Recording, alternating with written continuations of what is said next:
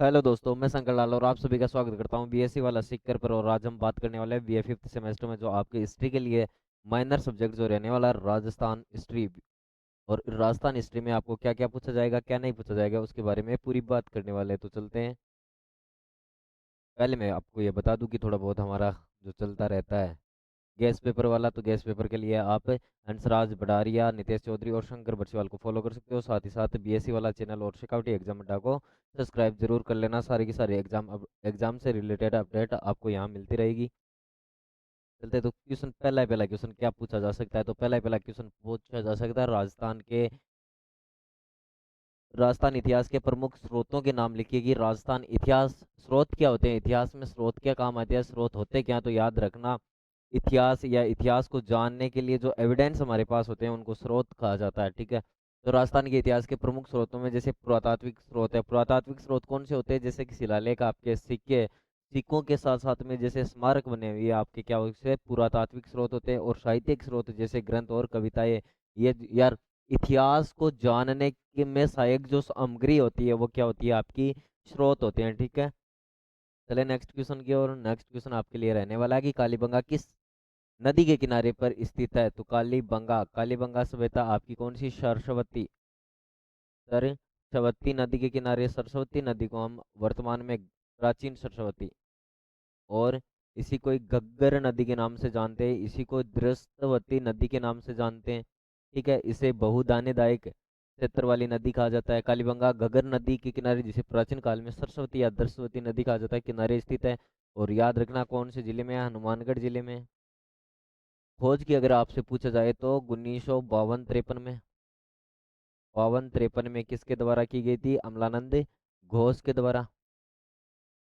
अमलानंद घोष के द्वारा इसकी खोज की गई थी। क्लियर है।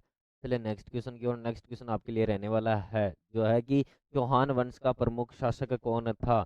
चौहान वंश की अगर बात करें तो चौहानों की अगर हम बात करें तो चौहान वंश की स्थापना करने वाला जो आपका था, वासुदेव चौहान। कौन था, वासुदेव चौहान। और चौहान वंश की स्थापना आपको पता है कि सांबर झील के किनारे, सांबर झील के किनारे पर की गई थी। कब की गई, 551 ईस्वी में की गई थी। और इसमें जो शक्तिशाली शासक हुआ था वो आपका हुआ था, आप सभी पढ़ते हो, पृथ्वीराज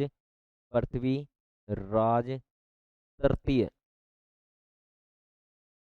पृथ्वीराज तृतीय या पृथ्वीराज चौहान तृतीय के नाम से हम चौहान वंश में चौहान तृतीय का नाम सबसे प्रमुख। जानकारी कहाँ मिलती है, जानकारी पृथ्वीराज रासो में, पृथ्वीराज रासो में। पृथ्वीराज रासो किसने लिखी थी, तो चंद्र बरदाई ने, चंद्र बरदाई ने। क्लियर है। चले नेक्स्ट क्वेश्चन की ओर। नेक्स्ट क्वेश्चन आपके लिए, महाराणा कुंभा की एक प्रमुख उपलब्धि लिखी है। तो महाराणा कुंभा की बहुत सारी उपलब्धियां हैं।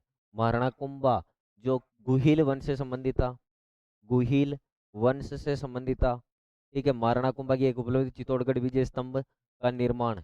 कौन सा, विजय स्तंभ का निर्माण, जिसका निर्माण 1440 से लेकर 1448 के मध्य हुआ था। क्यों करवाया गया, तो सारंगपुर, कौन सा आपका, सारंगपुर युद्ध विजय के उपलक्ष्य में करवाया गया था। इसी के द्वारा कुंभलगढ़ किला बनवाया गया था, जो नागौर विजय के उपलक्ष्य में बनवाया गया था। चले नेक्स्ट क्वेश्चन। हल्दी घाटी का युद्ध कब हुआ था। तो हल्दी घाटी का युद्ध महाराणा प्रताप वर्सेस अकबर के बीच में हुआ था। ठीक है। 18 जून 1576 को। और इसी की एक डेट मिलती है 21 जून 1576।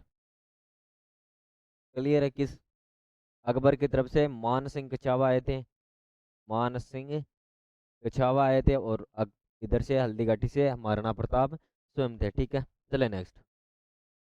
दुर्गादास राठौड़ किस राज्य से संबंधित है। तो दुर्गादास राठौड़ आपके जोधपुर राज्य से संबंधित रहने वाले हैं। कहाँ से, जोधपुर राज्य से संबंधित रहने वाले हैं।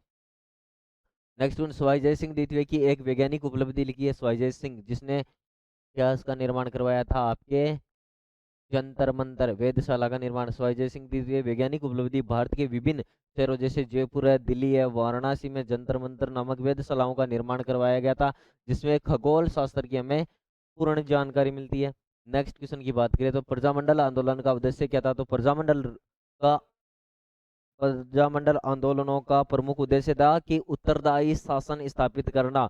जो सामंत वर्ग है या जो अंग्रेजों के अधीन जो रियासतें या अंग्रेजों या सामंत वर्गों के अधीन जो किसान वर्ग थे, किसान वर्ग क्या चाहते थे कि अपने आप को इनसे स्वतंत्र घोषित करना, स्वतंत्रता संग्राम को एक तो गति देना, साथ ही साथ उत्तरदायी शासन की स्थापना करना प्रमुख उद्देश्य रहा था।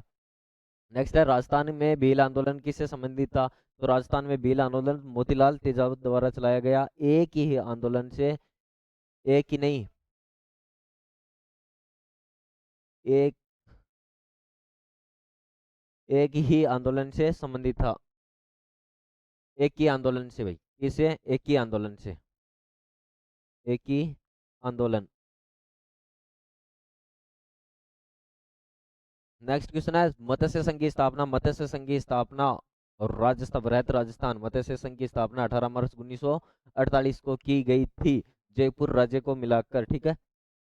नेक्स्ट क्वेश्चन आपके लिए, राजस्थान की प्राग ऐतिहासिक सभ्यताओं के बारे में वर्णन कीजिए। तो प्राग ऐतिहासिक कालीन सभ्यताएं कौन कौन सी है? एक तो भीमबेटका आपकी कौन सी है?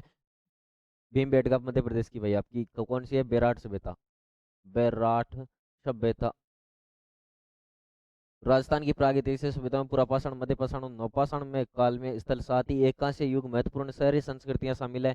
कांस्य युग की प्रमुख सभ्यता सिंधु घाटी सभ्यता, ठीक है, जिसे हड़प्पा सभ्यता के नाम से भी जाना जाता है। फिर राजस्थान के प्रमुख स्थलों जैसे हनुमानगढ़ जिले का एक कालीबंगा शामिल है, जो मिट्टी के मिट्टी की ईंटों से बने चबूतरे, अग्नि वेदियां, जुते हुए खेत और एक साथ किलेबंद शहर के साक्ष्य प्रदान प्राप्त हुई है, जिससे यह इस क्षेत्र की कृषि सबसे शुरुआती ज्ञात उदाहरणों में से एक बन जाता है। उदयपुर जिले में जो आपकी कौन सी आहड़ सभ्यता है, प्राचीन अघाटपुर या ताम्रवती के नाम से जानी जाती है। एक अन्य महत्वपूर्ण स्थल जो अपनी व्यापक तांबा आधारित अर्थव्यवस्था और अद्वितीय काले लाल रंग के मिट्टी बर्तनों के लिए जानी जाती है, वो कौन सी आपकी गणेश्वर सभ्यता है। कौन सी है? गणेश्वर सभ्यता है।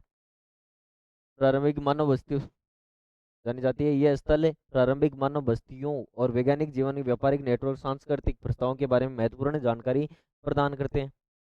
नेक्स्ट क्वेश्चन, नेक्स्ट क्वेश्चन की बात करें तो गुज्जर प्रतिहार वंश की उपलब्धियां पर प्रकाश डालें। गुज्जर प्रतिहार, तो गुज्जर प्रतिहार राजवंश 8वीं से 11वीं शताब्दी की तक उत्तरी भारत में एक शक्तिशाली साम्राज्यवादी शक्ति थी, जो अपनी सैन्य शक्ति और राजनीतिक स्थिरता, कला एवं वास्तुकला संरक्षण के लिए जानी जाती है। उनकी प्रमुख उपलब्धियां लगभग 300 वर्षों तक सिंध अरब आक्रमणकारों को सफलतापूर्वक प्रतिरोध करना था, साथ ही साथ जिसे प्रभावी रूप से शेष भारत के लिए एक मजबूत गढ़ के रूप में कार्य कर सके। नागभट्ट प्रथम, वत्स राज, महिर भोज, है ना, भोज प्रथम जैसे शासकों के अधीन साम्राज्य काफी विस्तार हुआ। इस आधुनिक राजस्थान, गुजरात और गंगा के मैदान में कुछ हिस्सों में सहित विशाल क्षेत्रों में नियंत्रण कर लिया, जिसकी राजधानी कनौज थी।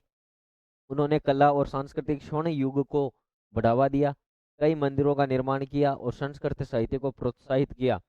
उनकी प्रशासनिक व्यवस्था ने सदियों तक स्थिरता प्रदान की, जिसे प्रारंभिक मध्यकालीन भारत में राजनीतिक सांस्कृतिक परिदृश्य को महत्वपूर्ण योगदान मिला था। नेक्स्ट क्वेश्चन देखते हैं। महाराणा प्रताप के संघर्ष को संक्षेप में बताइए। महाराणा प्रताप के जीवन में कौन कौन से संघर्ष हुए थे उनके बारे में। तो मेवाड़ के शासक हुआ करते थे महाराणा प्रताप, और संघर्ष सम्राट अकबर के नेतृत्व वाले शक्तिशाली मुगल साम्राज्य के विरुद्ध अटूट प्रतिरोध में एक महाकाव्य गाथा है। उन्होंने मुगल वर्चस्व को स्वीकार करने से इनकार कर दिया और अपने राज्य की स्वतंत्रता की रक्षा के लिए वीरतापूर्वक लड़ाई की थी। सबसे प्रसिद्ध युद्ध 1576 में जो हल्दी घाटी का युद्ध था वो रहा था, जहां संख्या कम होने के बावजूद भी उनकी सेना आमेर के मान सिंह प्रथम के नेतृत्व वाली मुगल सेना के खिलाफ जमकर लड़ाई की थी। एक बार तो भगाई दिया था। हालांकि युद्ध के बाद में पीछे से हटना पड़ा, लेकिन उन्होंने कभी आत्मसमर्पण नहीं किया। अरावली की पहाड़ियों में गुरिल्ला युद्ध जारी रखा। अंततः उन्होंने अपनी मृत्यु से पहले अपने खोए हुए अधिकांश क्षेत्रों को पुनः प्राप्त कर लिया और राजपूतों की वीरता, बलिदान और देशभक्ति का प्रतीक बन गए थे। नेक्स्ट क्वेश्चन, राजस्थान में भक्ति आंदोलन में मीराबाई का योगदान के बारे में लिखिए। तो मीराबाई 16वीं शताब्दी में एक प्रमुख हिंदू रहस्यवादी कवयित्री थी, भगवान श्री कृष्ण की भक्त थी, जिनका राजस्थान में शक्ति आंदोलन, भक्ति आंदोलन में योगदान गहरा और दूरगामी था। उन्होंने अपने समय के पारंपरिक सामाजिक और धार्मिक मानदंडों को चुनौती दी, खुले तौर पर कृष्ण के साथ एक व्यक्तिगत भक्तिपूर्ण संबंध अनुसरण किया और अक्सर सार्वजनिक गायन और नेत्रे के माध्यम से जो राजकुमारी एक विधवा के लिए क्रांतिकारी था। उनके भक्ति गीत भजन मुख्य रूप से राजस्थानी और ब्रिज भाषा में लिखे गए थे। देवता के लिए गहन प्रेम और भक्ति मधुर भाव व्यक्त करते थे। ये रचनाएं जनमानस के बीच बेहद लोकप्रिय हो गई।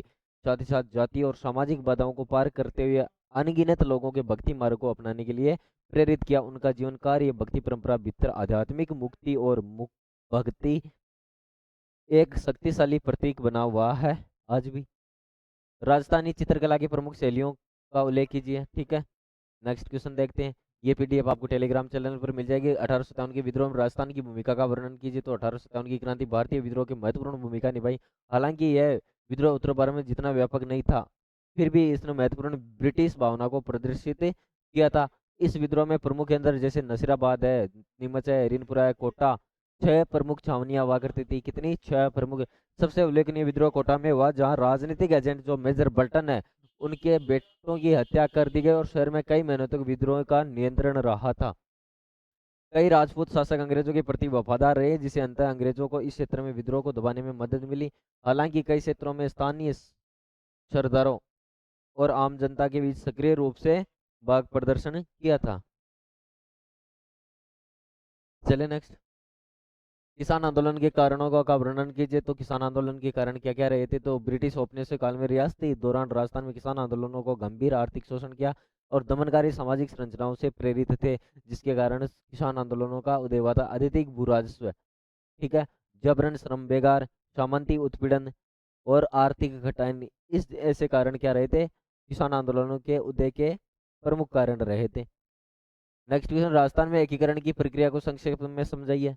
तो राजस्थान में जो एकीकरण की प्रक्रिया जटिल और बहुचरणीय प्रक्रिया थी, जो मार्च 1948 नवंबर 1956 के बीच 7 चरणों में हुई थी। परिणाम स्वरूप रियासतों में आधुनिक राजस्थान राज्य के रूप में परिवर्तित हुई थी। भारत में स्वतंत्रता के तुरंत बाद सरदार वल्लभ भाई पटेल के नेतृत्व में राज्य पुनर्गठन मंत्रालय के मार्गदर्शन में इस प्रक्रिया की क्या हुई थी? शुरुआत हुई थी।